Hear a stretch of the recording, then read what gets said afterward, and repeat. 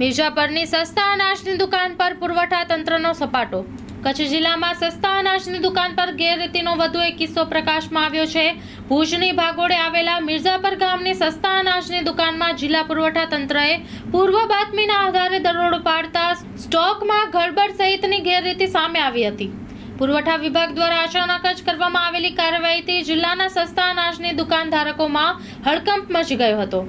તો જિલ્લા પુરવઠા અધિકારી એસ હાસમીએ જણાવ્યું કે હાલ સસ્તા અનાજની દુકાનોમાં ચાલતી ગેરરીતિ અટકાવવા ઝુંબેશ શરૂ કરાઈ છે, જેમાં ગાંધીધામ સહિતના વિસ્તારોમાં ટીમો બનાવી તપાસ હાથ ધરાઈ રહી છે।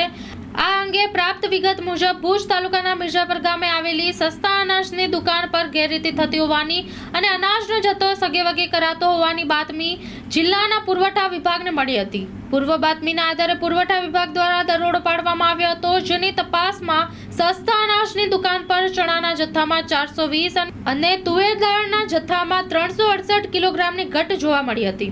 પુરવઠા તંત્રએ તેની નોંધ લઈ આગળની દંડનીય કાર્યવાહી હાથ ધરી છે।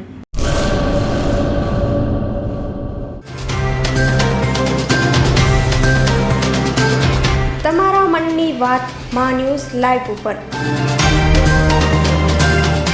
સાંજે 5:30 કલાકે લાઈવ દરમિયાન વાત કરવા 97 252 06125 ઉપર કોલ કરવો।